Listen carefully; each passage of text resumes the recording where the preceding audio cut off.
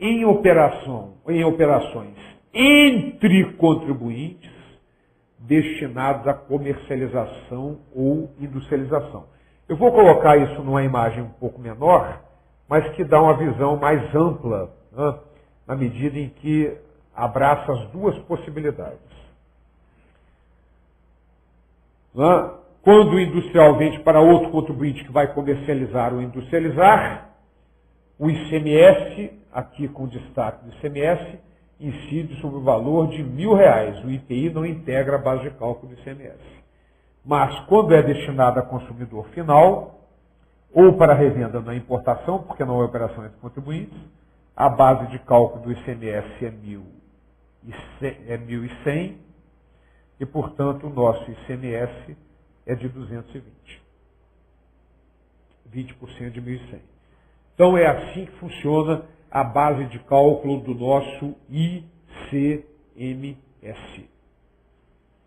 Muito bem, minha gente. O próximo e último inciso do parágrafo 2º do artigo 155 diz respeito às matérias reservadas à lei complementar federal. Como é isso? Vamos conhecer essas matérias reservadas à lei complementar, que é a nossa lei complementar 87, lei Candir, objeto de nosso estudo já na próxima aula. Então vamos lá. Cabe à lei complementar no tocante ao ICMS. O que a Constituição determina? Cabe à lei complementar federal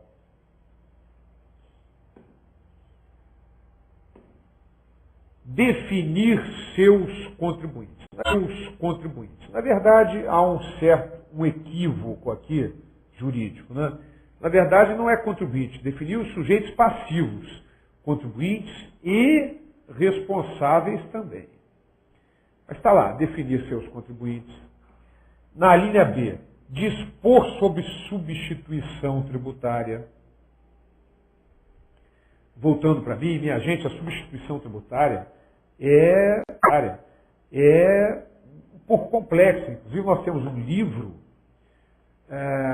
o livro do regulamento do ICMS, o livro 2º do ICMS, que é só sobre substituição tributária. Ver como é que é a base de cálculo na substituição, que tipos de substituição tributária podem ocorrer no Estado do Rio de Janeiro, enfim. Uma série de circunstâncias relativas à substituição tributária. Então, é função da Lei Complementar 87. Nós vamos estudar, em seguida, já na próxima aula, a nossa Lei Complementar 87. Mas vamos adiante. A linha C.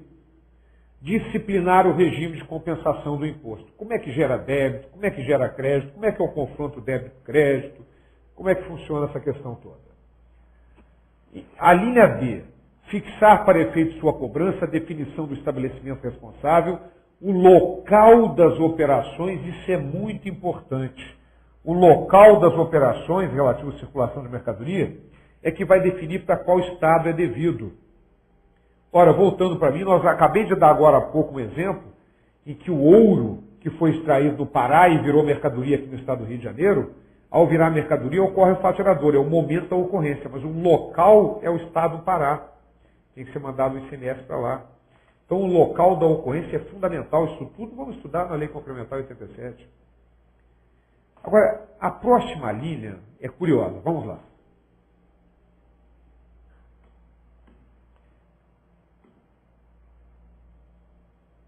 Cabe à Lei Complementar excluir da incidência do imposto outras mercadorias e serviços não previstos no inciso 10 da linha A. Vamos lá, voltando para mim, essa é a chamada isenção heterônoma. A União excluindo o ICMS, ICMS na exportação de mercadorias e serviços. Só que tem um detalhe. Com a emenda constitucional 42, que nós estudamos agora há pouco, que modificou o inciso 10 da linha A, do artigo 155, parágrafo 2º, excluindo da incidência do ICMS qualquer coisa que vá para o exterior, não há mais o que a Lei Complementar Federal excluir. Esse dispositivo teria que ter sido revogado, inclusive, pela emenda constitucional 42. Mas não foi, ficou essa letra morta aí. Cabe à Lei Complementar excluir da incidência do ICMS o que? Se o próprio texto constitucional já exclui tudo. Foi a emenda constitucional 42. Certo? Mas vamos adiante. Prever casos de manutenção de crédito relativamente à remessa para outro estado e exportação para o exterior. Só que no caso da exportação para o exterior também já vimos, já foi assegurado constitucionalmente com a emenda constitucional 42. Então, na exportação é mantido o crédito, não há nem necessidade de lei complementar para isso. A linha G, importantíssima, a linha G, regular a forma como, mediante deliberação dos estados, IDF, isenções, incentivos e benefícios fiscais serão concedidos e revogados. Esse é um dos dispositivos mais importantes da Constituição relativos ao ICMS. Então, a lei estadual não pode conceder benefícios fiscais relativos ao ICMS, tem que ser através de convênios. E essa lei complementar é a Lei Complementar 24, que foi recepcionada. Ok? E não só, esses convênios são os mesmos que fixam a alíquota do ICMS monofásico.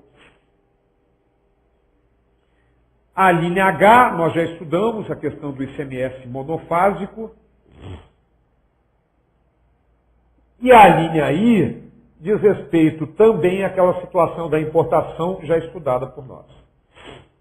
E, finalmente, só voltando aqui, foi muito rápido, na linha I é aquela questão que o ICMS tem que integrar a sua própria base de cálculo também na importação. Então, nós utilizamos aquela fórmula, não é? Ou seja, o valor, vamos colocar aqui, é o valor do produto dividido por 1 menos a alíquota multiplicado pela alíquota.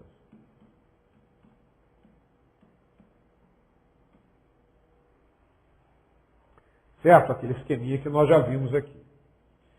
E para nós terminarmos os dispositivos constitucionais, é sempre bom lembrar do parágrafo 3º do artigo 155, que determina, o nosso parágrafo 3º, que sobre operações relativas à energia elétrica, serviços de telecomunicações, derivados de petróleo e combustíveis e minerais do país, só podem incidir 3 impostos, o ICMS, o II e o IE. Então, numa visão mais fácil, né? Mais didática, sobre energia elétrica, serviços de telecomunicações, derivados de petróleo, combustíveis e minerais, só podem incidir 3 impostos, o II, o IE e o nosso ICMS.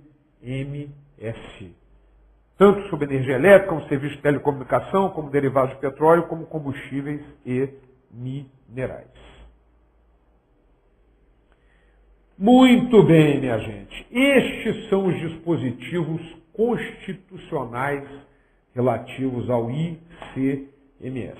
A partir da próxima aula, vamos entrar no estudo da Lei Complementar 87, aquela lei que estabelece normas gerais aplicáveis a todos os estados e Distrito Federal. Volto a lembrá-los que esses slides estão disponíveis no site www.professorclaudioborba.com.br em material complementar. Estão também no livro ICMS aplicável a todos os estados e Distrito Federal, e aí melhor ainda com as explicações. Está na 3ª edição. E não se preocupem que, ao terminarmos a Lei Complementar 87, eu já vou colocar as apostilas, as 20 apostilas. Não se preocupe com o número, são apostilas muito pequenas em alguns casos, porque corresponde aos livros do regulamento, para que a gente possa já então desenvolver todo o estudo do regulamento do ICMS. Até o próximo encontro.